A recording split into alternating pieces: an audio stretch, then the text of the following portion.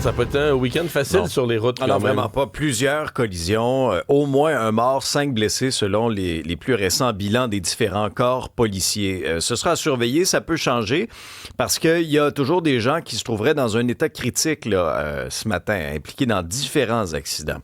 Je vous résume un peu les principaux événements. Collision frontale entre deux véhicules qui est survenue à Mont-Laurier, dans les Laurentides. C'est un homme dans la soixantaine qui a perdu la vie. Et dans la nuit de samedi à dimanche, ben là, il y a un drame qui a été évité de peu sur la route 136 à Montréal quand un véhicule qui circulait à contresens est entré en collision avec un autobus de la Société de transport de Montréal. Donc, ça a été un week-end très difficile là, sur les routes. Et manifestation anti-ICE à Montréal. Il y avait quand même une centaine de manifestants qui se sont rassemblés devant le consulat américain à Montréal pour protester contre les actions de la police de l'immigration aux États-Unis. 200 personnes sur Sainte-Catherine. La police de Montréal a confirmé n'avoir été témoin d'aucun débordement relié à la mobilisation.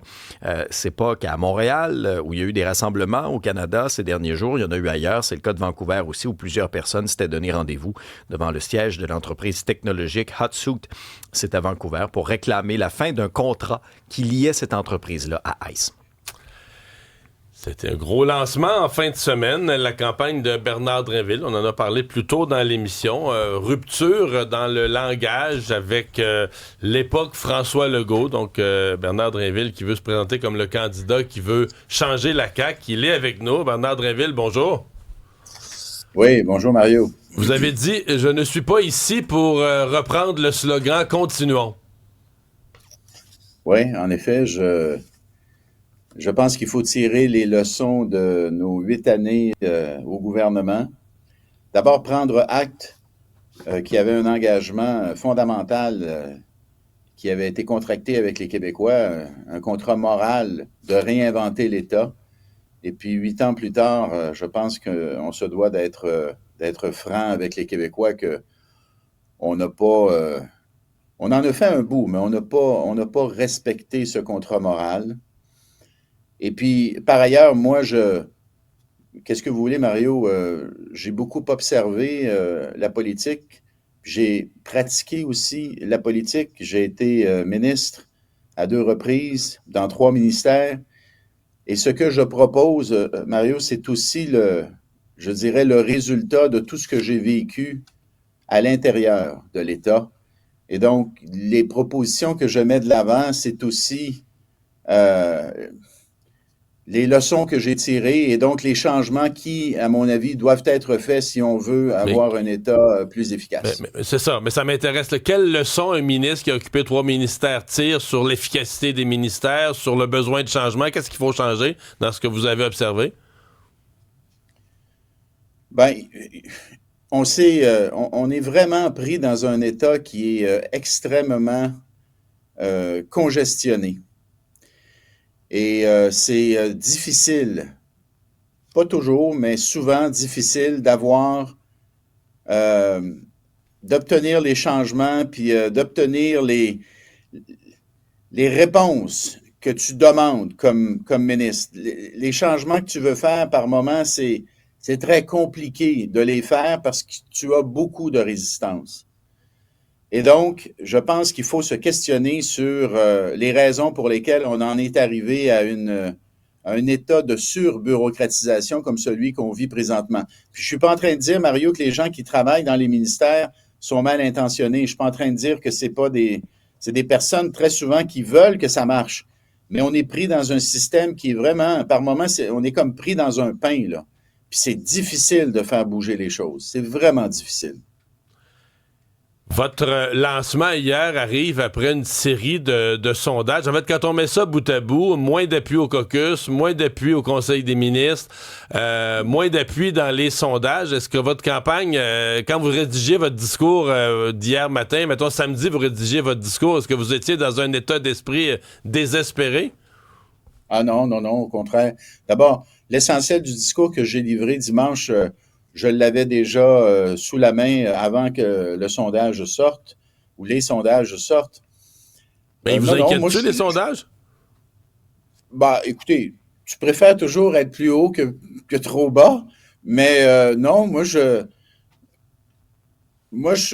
l'ai dit hier, je suis un petit peu habitué de me battre contre le courant, puis d'avoir le vent d'en face. Alors, ça ne fera pas changement cette fois-ci. Puis, honnêtement, Mario, je suis convaincu que si on n'a pas le débat d'idées, on est condamné à répéter les mêmes erreurs. Et donc, il faut avoir le débat d'idées. Il faut prendre le temps de cette course pour poser un certain nombre de constats, puis de faire des propositions. Moi, hier, j'ai dit, écoutez, la dernière fois, je ne l'ai pas dit comme ça hier, là, mais c'est ça la réalité. La dernière fois que la famille a été un thème important en politique, c'est à l'élection de 2007. C'est l'élection où vous avez failli prendre le pouvoir. Et puis aujourd'hui, la famille, ce n'est plus un projet politique au Québec. Je pense que ça doit le redevenir. J'ai dit, il ne faut pas se priver du privé si ça peut nous permettre d'obtenir des meilleurs résultats, de permettre aux citoyens d'avoir plus rapidement accès aux services publics, en santé plus particulièrement, mais ça doit être l'État qui paye parce que on paye nos taxes, nos impôts. Si on n'est pas capable d'avoir le service par le réseau public, bien, servons-nous du privé pour y arriver. Puis il y a des beaux exemples. Pendant la pandémie, le privé nous a aidés. Quand je dis qu'au niveau économique, il faut arrêter on a beaucoup misé sur les entreprises, les grandes entreprises étrangères. Je pense qu'il faut recentrer notre développement économique puis notre stratégie économique sur les entreprises. Plus encore que les deux précédents, quand vous abordez ce thème-là, faut aider nos PME, faut arrêter de subventionner les grandes entreprises étrangères. Là, pour reprendre le langage de M. Carney, vous passez un coude d'en face de votre chef, de François Legault, de votre chef sortant, non? Ben, écoutez, moi, je vais pas jeter le bébé avec l'eau du bain. Il s'est fait de très belles choses pendant les 8 années où on a été là, où la coalition a gouverné. On est dans notre 8e année. Puis moi, c'est pas moi qui va commencer à dire que tout ce qui a été fait était mauvais, c'est pas vrai, là. Il y a eu un rattrapage économique qui s'est fait, ça, il faut le dire. L'écart de richesse s'est rétréci, donc il s'est fait de bonnes choses. Il y a eu des investissements très importants pour améliorer l'automatisation et la robotisation dans les entreprises. Ça, moi, je l'ai constaté là, dans mes visites d'entreprise dans Chaudière-Appalaches, à Lévis. Il y a des programmes qui ont très, très bien fonctionné. Maintenant, il y a des choses qui ont moins bien fonctionné, puis il faut le dire. Puis c'est pas comment dire, c'est pas de tourner le dos à M. Legault, là. Moi, M. Legault, je pense qu'avec le recul, les gens vont dire que ça a été un bon premier ministre pour le Québec. Mais il faut aussi marquer les changements qu'on a l'intention de faire. Sinon, si on ne change rien, ben, ça sert à quoi de faire une course au leadership? Alors, il faut, oui, être un peu, comment dire, il faut se faire un peu violence, puis je veux vraiment pas que ce soit interprété comme étant un manque de respect pour le premier ministre actuel. Mais il faut dire les choses. Là. Les Québécois, ils s'attendent à ce qu'on soit franc avec eux. Fait qu'il y a des choses qui ont moins bien été, qui ont été des échecs. Il faut le dire, puis il faut dire comment on va éviter ça à l'avenir. Dans les changements que vous avez nommés, le moins de bureaucratie, plus de privé, la famille, les gens qui aiment ces thèmes-là, pour plusieurs, voyant la CAQ s'en éloigner, sont tous rendus avec Éric Duhem. Est-ce que vous voulez rapprocher votre parti d'Éric Duhem? Peut-être vous associer un jour? Ou vous voulez juste aller chercher la clientèle qu'Éric Duhem est allé chercher? Parce qu'il y a une partie des gens qui vont aimer ce que vous avez dit hier, qui sont, entre-temps, ils ont quitté la CAQ. Ils sont devenus des électeurs. Ils ne sont pas nécessairement membres du parti, mais ils sont devenus des électeurs du Parti conservateur du Québec.